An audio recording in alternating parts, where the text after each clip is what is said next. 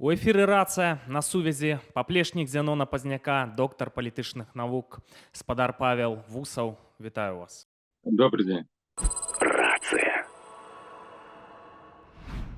Спадар Павел, з майго пункту гледжання, ступень расшарабання ў грамадстве сёння неймаверная. Палітычны крызіс у Беларусі ніяк не вырашаецца, сітуацыя на вайне не вырашаецца, можа быць толькі горш і гэтак далей. Хоць мне здаецца, гэта той самы час, калі могуць адбывацца раптоўныя сюрпрызы. І вось у такі момант вы робіце пост у сацыяльных сетках, што не створаны вайскова-палітычны суб'ект. Ну, вайна, это было б увогуле лагічна, розныя могуць быць сцэнары па Беларусі. Што офіс Ціханаўскай, там кабінет міністраў пры Ціханаўскай, каардынацыйная рада, не партнёры для сур'ёзных гульцоў у вырашэнні пытанняў па Беларусі. Я правільна разумею, што гэта канстатацыя факта, што у дымсілаў беларускіх увогуле нічога няма. Ну, я б не абагульняў, бо дэмсілы гэта ўсё ж такі даволі шырокае паняцце, і да сённяшняга моманту ніхто не даў акрэслення таго, чым з'яўляюцца дэмсілы. Гаворка вядзецца пра тыя структуры, якія стварыліся пасля 2020 году і дэкларавалі сябе як палітычнае прадстаўніцтва беларускага народу, якое мае стратэгію барацьбы і якое гэтую стратэгію эфектыўна рэалізуе. 4 гады дзейнасці офіса, 2 гады дзейнасці кабінета, амаль 4 гады дзейнасці каардынацыйнай рады. Но, на жаль, паказалі, што ніякага бачання, ніякай стратэгіі, ніякіх рэсурсаў, ніякіх механізмаў для эфектыўнай барацьбы проста не існуе і не было створана. З іншага боку, ёсць структуры такія, як полк Каліноўскага, які ажыццяўляе рэальную барацьбу, няхай на тэрыторыі Украіны супраць расійскага агрэсара. І гэтыя вось два лагеры на сённяшні дзень яны не спалучаемыя. І менавіта вось з такім правалам і банкротствам палітычным звязаныя з большага расчаравання, пра якое вы кажаце. На жаль, мы бачым, што нерэальных дзеянняў, нерэальнага аб'яднання, нерэальнай стратэгіі няма. 4 гады яе не стварылася. І што прапануе Ціханаўская на 4-й год змагання? Гэта формулу яе легітымізацыі на наступныя 5 год, каб яна заставалася лідарам і прэзідэнтам. Ну, гэтыя маніпуляцыі, гэтая фікцыя яшчэ больш стамляюць і расчароўваюць людзей. Больш таго, гэта выклікае абурэнне і крытык. Спадар Павел, можна, так. даруйце, калі ласка, ну, можна я вас пакрытыкую таксама? Калі ласка. Што замінала іншым палітыкам, так? Нарасціць палітычную вагу. Я просты прыклад прывяду. Палітыка ёсць медыя, вось медыйная папулярнасць. Я разумею, там рэсурсаў няма, гэтага няма, таго няма. Цяжкая справа, палітыка ўвогуле цяжкая і брудная справа. Ну хто замінаў, каб нават калі асоба, палітык кажа шэптам, а яго ўсе чуюць? Не до конца зразумеў ваше пытанне, што тычыцца так агульнай сітуацыі. Бо ёсць гістарычны момант, так, які быў створаны ў 2020 годзе, калі увага, усе рэсурсы і умоўная легітымізацыя была скіраваная на Ціханаўскую і новую апазіцыю. Калі мы прыгадаем 2020 год, іншых палітыкаў з той традыцыйнай нацыянальнай апазіцыі ніхто не хацеў слухаць. Асабліва нацыянальнай пазіцыі, асабліва Пазняка, які крытыкаваў таго ж Бабарыка, падкрэсліваючы пагрозу, якую нясе ўдзел прарасійскіх кандыдатаў у выбарах у Беларусі, яго фактычна ігнаравалі, крытыкавалі і казалі, што чалавек зышоў з глузду, асабліва калі ён казаў пра магчымасць вайны і сур'ёзную пагрозу для Беларусі. Яго абсалютна ўсе медыа байкатавалі, сабатавалі альбо проста не ўспрымалі ўсур'ёз, як і тых людзей, якія знаходзіліся ў яго атачэнні, у тым ліку і мяне. І калі абсалютна ўся ўвага бескрытычна накіравана на одну асобу і спадзяванне таксама звязаныя з гэтай асобай, ствараць альтэрнатыву масавую на такім жа самым узроўні вельмі цяжка. Фактычна структуры былі створаныя, яны не адбыліся такімі масавымі і такімі аж уплывовымі, якія былі створаны Ціханаўскай менавіта з прычыны вялікіх чаканняў і вялікай мабілізацыі вакол яе. А ў момант, калі пачаўся спад, даверу да Ціхановскай, да новай апазіцыі, людзі настолькі расчараваліся, што ім пляваць на ўсё астатняе. Пляваць ім на нацыянальныя ідэі, пляваць ім на новыя нейкія альтэрнатыўныя рухі. Яны проста кажуць, чым вы, па сутнасці, адрозніваецеся ад Ціхановскай. Мы далі вам усё. Мы гатовы былі выходзіць на плошчу, мы гатовы былі садзіцца ў вязніцы, мы гатовы былі да смерці, людзі выходзілі, іх забівалі. Апазіцыя, якая не выкарыстала самую важную рысу ў працэсе рэвалюцыі — кроў, і на гэтай крыві працягвае спекуляваць, а не здабываць нейкія вынікі, прыводзіць да страшэннага расчаравання. То нават на сённяшні дзень самая эфектыўная прапанаваная стратэгія, калі б яна была створана, не атрымала б такой падтрымкі, якую мела Ціхановская ці апазіцыя новая ў 2020 годзе па прычыне ўнутранага глыбокага расчаравання. Спадар Павел, я вас зразумеў, але таксама не да канца. У выпадку варушняку ў Беларусі, так скажу, атрымліваецца, што ў апазіцыі прадэмакратычнай на сённяшні момант нічога няма, цалкам не падрыхтаванае? Так, вось гэта дарэчнае пытанне, і яно значна больш важнае. Так, на жаль, падзеі і 23-го году, і 24-го году паказалі, што нейкага суб'екта, які мае стратэгію дзейнасці ў крытычны момант, няма. Проста няма. Менавіта суб'екта, які мог бы выкарыстаць. Не чакаць, што хтосьці там пазвоніць і скажуць прыязджайце, так, а які б мог бы выкарыстаць сітуацыю. Ну, скажем так, акрамя палка Каліновскага, які фактычна ёсць вайсковым суб'ектам і праводзіць удзел у вайсковых дзеяннях у вайне. Але гэта вайсковы суб'ект, гэта проста вайскоўцы без наяўнасці палітычнага суб'екту, які б займаўся палітычным планаваннем, палітычным узаемадзеяннем з іншымі структурамі. Калі мы кажам пра сітуацыю ва ўкраіне, сітуацыю і аналаг сітуацыю з Курскай вобласцю, суб'ект, які мог бы мець пэўнае, ну, нават не прызнанне, а прынамсі акцэптацыю, прыняццё на захадзе, каб захад у выпадку, калі пачнецца, як вы сказалі, нейкі там зварушэнні, нейкія крытычныя моманты ў Беларусі не перашкаджалі дзейнічаць такому вайскова-палітычнаму суб'екту ў Беларусі. Умоўна кажучы, вызваляць разам з украінцамі тэрыторыю Беларусі, калі быў бы рэалізаваны такі сцэнар. Таму мы ўвесь час з Зіноном Станіславовичем, асабліва ў 23-м годзе, казалі пра неабходнасць стварэння такога суб'екту вайскова-палітычнага, які меў бы стратэгію, план дзейнасці, які меў бы кантакты і ўзаемадзеянне з украінскімі палітыкамі і вайскоўцамі, у тым ліку з заходнімі палітыкамі, а самае галоўнае, мог бы скарыстаць той сітуацыі, ну, якую мы умоўна называем курскі сцэнар. І такім суб'ектам магла б стаць Рада бяспекі з аднаго боку, з іншага боку магла б стаць тая платформа, якая павінна была б сфарміравацца пасля канферэнцыі палка Каліновскага ў лістападзе мінулага году пад назвай «Шлях да волі». І тут пытанне, чаму нічога не стварылася, нават пасля вось такой гучнай канферэнцыі, на якую былі запрошаны амаль усе сілы. Чаму некаторыя палітычныя суб'екты не падпісаліся пад мемарандум?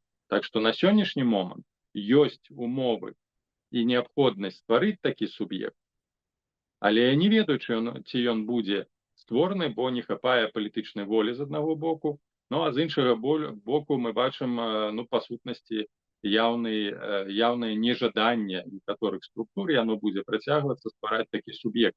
Бо такі вайскова-палітычны суб'ект без каардынацыі з боку офіса будзе ствараць сур'ёзную палітычную канкурэнцыю для і АПК, і для кабінету, і для офіса Ціхановскага. Але без такога суб'екта фактычна мы пазбаўлены магчымасці, абсалютна усялякай магчымасці ўплываць на падзеі ў Беларусі ці вакол Беларусі у выпадку, калі будзе рэалізаваны, ну, скажем, сцэнар Курскай вобласці, ну, альбо нешта кшталту маршу Прыгожина на Маскву. Рацыя. Спадар Павел, я хочу спытацца ў экспрэс-фармаце вашага меркавання, чаму вось пэўныя палітычныя суб'екты ў выгнанні беларускія не зацікаўленыя ў такім вайскова-палітычным суб'екце, у ягоным стварэнні, як вы лічыце? Агентура, крыварукія, ці ўвогуле немагчыма за мяжой нешта падобнае ствараць? Ну, такая сітуацыя, няма палітычнай волі там замежных дзяржаваў. Як вы лічыце, у чым прычына? Ну, чаму немагчыма? Разумееце, воля павінна быць не ў замежных дзяржавах, а ў саміх палітыкаў беларускіх. Калі ў палітыкаў беларускіх няма волі палітычнай для стварэння такіх суб'ектаў, ніхто яго ствараць не будзе. Не будуць гэта рабіць ні ўкраінцы, не будуць рабіць гэта ні палякі, ніхто гэтага не будзе рабіць. Тым больш, што, безумоўна, самі еўрапейцы не зацікаўлены ў нейкіх вайсковых гульнях.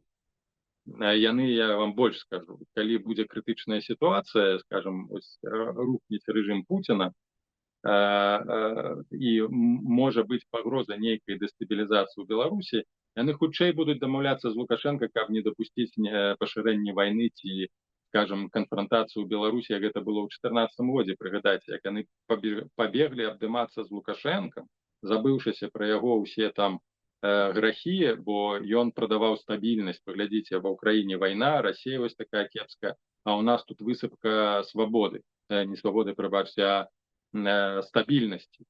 І такі ж сам гандаль можа ажыццяўліцца і у наступныя гады. Ён і зараз ажыццяўляецца. Лукашенко прадае Захаду тое, што ён не ўвёў войскі, не ўдзельнічае ў вайне.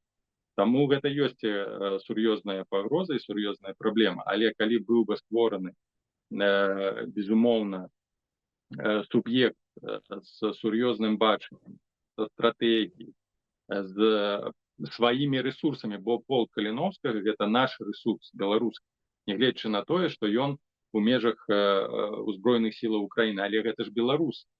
І на іх, абапіраючыся, можна рэалізаваць пэўныя сцэнары, нават той жа самы ціск. Але важна гэты рэсурс таксама працоўваць і ўмацоўваць у замежжы, чаго не робяць ні АПК, і не рабіў ні офіс Ціханаўскага, бо гэта рэальная канкурэнцыя для існавання.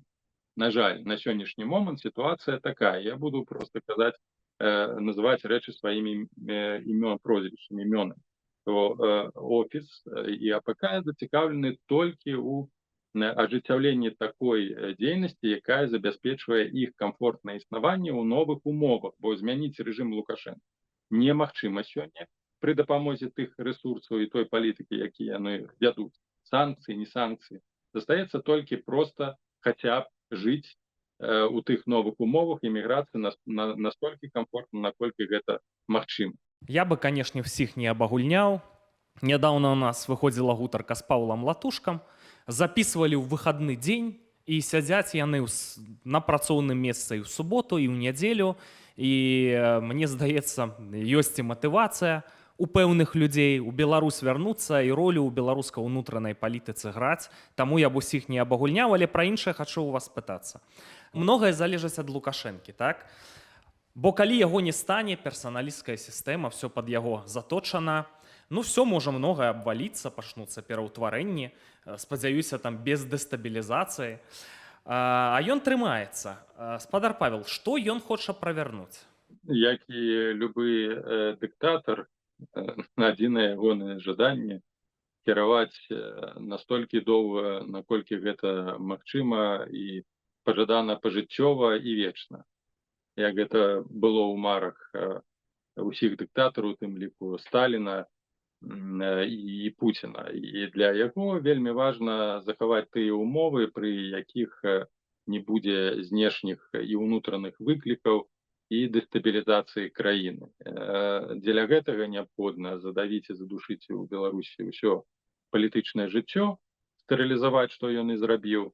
Неабходна аднавіць хаця б часткова палітычны кантракт з беларускім грамадствам, на ўмовах якога беларусы пагодзяцца, ну, не ўсе, але хаця б так, большая частка, з тым, што існуе новы палітычны парадак, няма вайны, выплачваюцца заробкі, есть што есть, і не трэба нам ніякіх пераменаў. Трэба пагадзіцца з Лукашенко як з неабходным злом, тым больш, што апазіцыя на сённяшні дзень нічога прапанаваць сур'ёзнага не можа.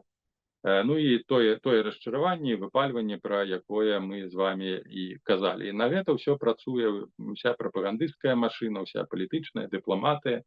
Другі этап — гэта злагодзіць адносіны з Захадам, не аднавіць нейкі там дыялог, так, а хаця б злагодзіць, каб не было такіх абвастрэнняў і каб умоўна пра Беларусь на нейкі час забыліся. Ну і таксама, каб на Захадзе прызналі Лукашенко як неабходнае зло, які рэальна кіруе краінай. Ціханаўская добра, гэта дэмакратычная апазіцыя, ну але ўлада ў Беларусі вось у руках Лукашенко, і трэба з гэтым нейкім чынам мірыцца. А для вось стварэння такіх умоваў, для забеспячэння на чарговыя, напрыклад, там некалькі год стабільнага функцыянавання, неабходна правесці выбары, пераназначыць сябе ва ўмовах унутранага спакоя, і дзеля гэтага адной рукой вызваляюцца палітычныя вязні, хаця і пэўных катэгорыяў, тым не менш вызваляюцца. Другой рукой Лукашенко намагаецца там нават у сваёй рыторыцы нешта добрае казаць у дачыненні да Захаду, нават уводзіцца безвізавы рэжым для заходнікаў, нават падаюцца нейкія сігналы гатовасці кулуарных перамоваў, ягоная рыторыка пра неабходнасць завяршэння вайны, пра мір і гэтак далей. Хаця, канешне, ёсць і ціск з боку Расіі. Такіх умоваў добрых, як гэта было пасля 2014 году для вядзення адносінаў з Захадам, няма. Ну, але вось гэта ягоны асноўны, галоўная мэта на кароткатэрміновы перыяд, ну, прыкладна на наступныя 5 год, захаваць стабільныя умовы для ажыццяўлення ягонай улады. Ну, а на далёкую перспектыву, гэта вядома, ён бы хацеў перадаць уладу свайму сыну, Мікалаю, тым больш.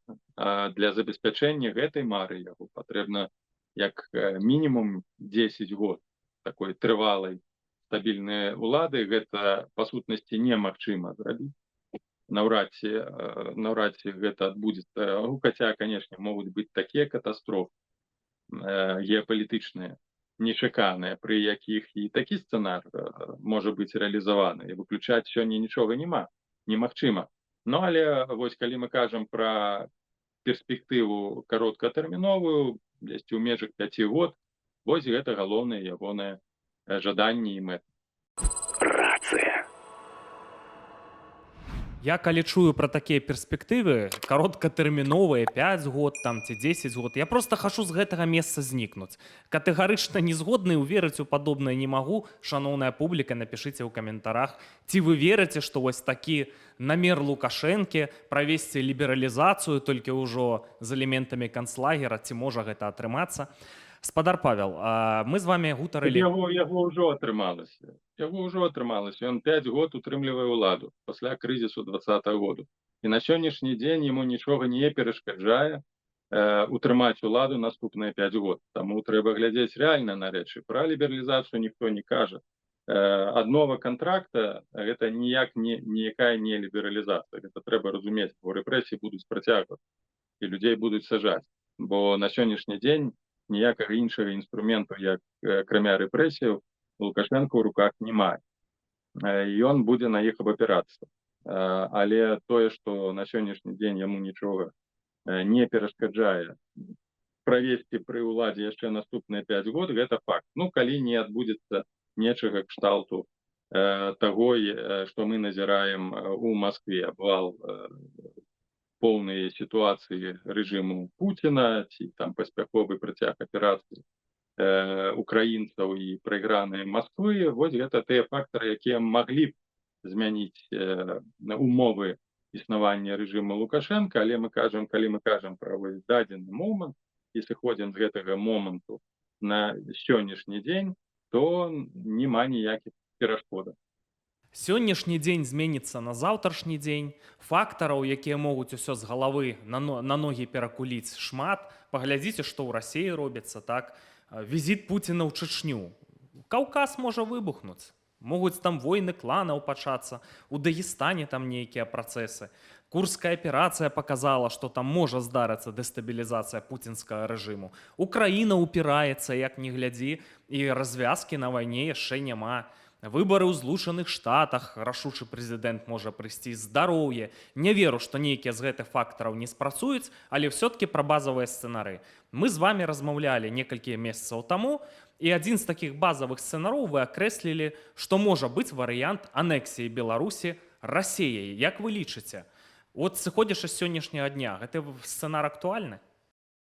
Так, гэта сцэнар усцяж актуальны. Адзін з імаверных і актуальных сцэнараў, калі мы кажам пра сітуацыю ў рэгіёне.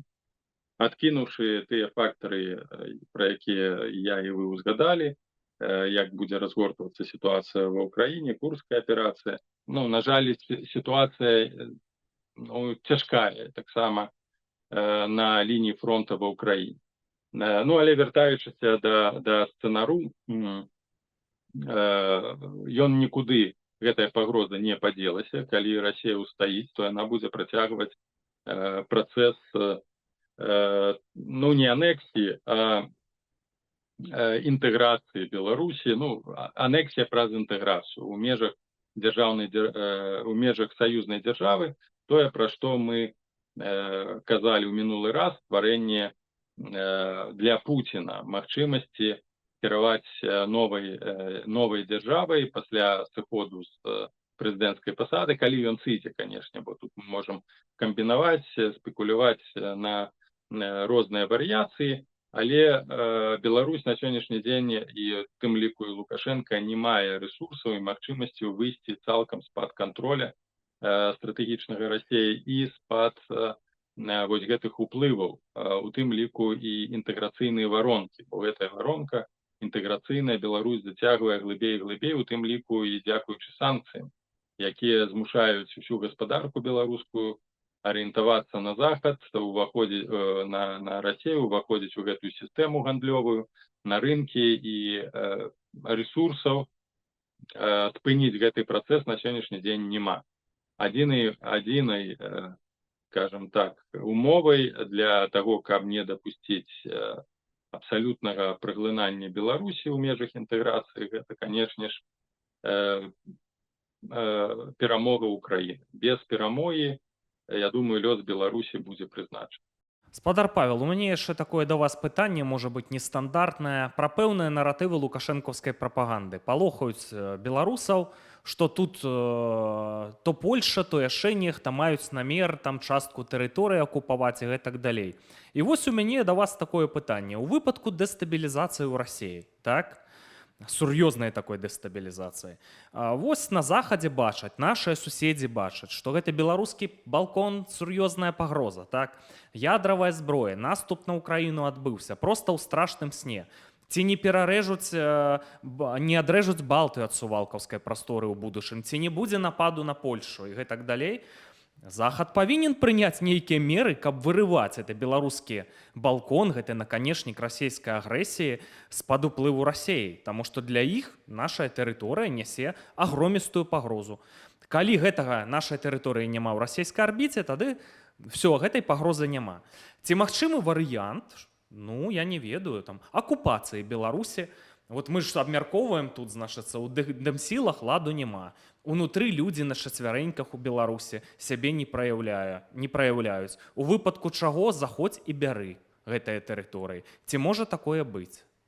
І такое можа быць, такое можа стацца таксама, калі будзе пашырацца агульная зона нестабільнасці і калі рэжым Лукашенка будзе ствараць пагрозу, бо не тэрыторыя стварае, а якраз такі палітыка Лукашенка стварае пагрозу і стварыў для Украіны, для іншых дзяржаў, тым ліку дзяржаваў НАТО. І гэта трэба разумець. І дзякуючы, між іншым, палітыцы Захаду такое адбылося, які ігнараваў дадзены факт доўгі час. Канешне, калі будзе, напрыклад, у Беларусі пачнецца гуманітарны крызіс у выніку дэстабілізацыі ў Расіі, нейкія працэсы раскладу і сур'ёзнага сістэмнага абвалу, то можа быць гуманітарная місія, можа быць нейкі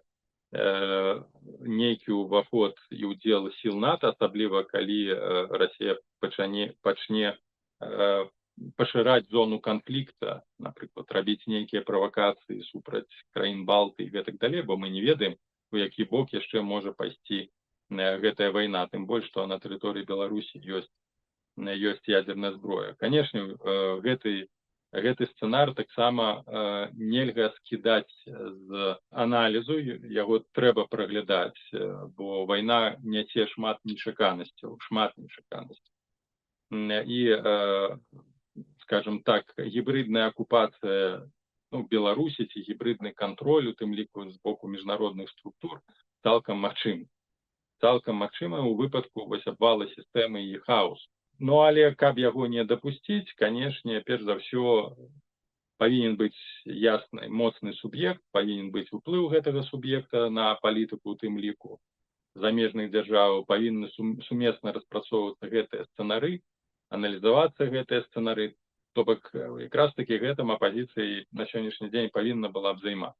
Но вы гаворыце все-таки про варыянт нейкай там міратворчай місіі, гэта ж не акупацыя.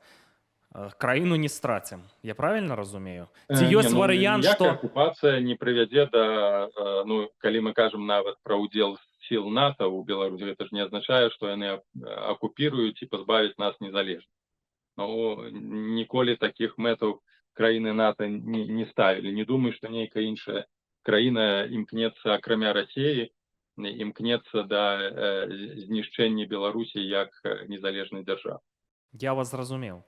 Але, шаноўныя сябры, вельмі шмат сцэнараў на будучыню. Складана прадказаць увогуле, што будзе, але патрэбна дзейнічаць, іначай перспектывы страціць дзяржаву, на жаль, ёсць перад намі. Правільна кажу, спадар Павел? Ёсць такая рызыка, што мы можам страціць краіну. Вось, калі мы кажам пра вас, мяне і іншых беларусаў, яны страцілі сваю дзяржаву.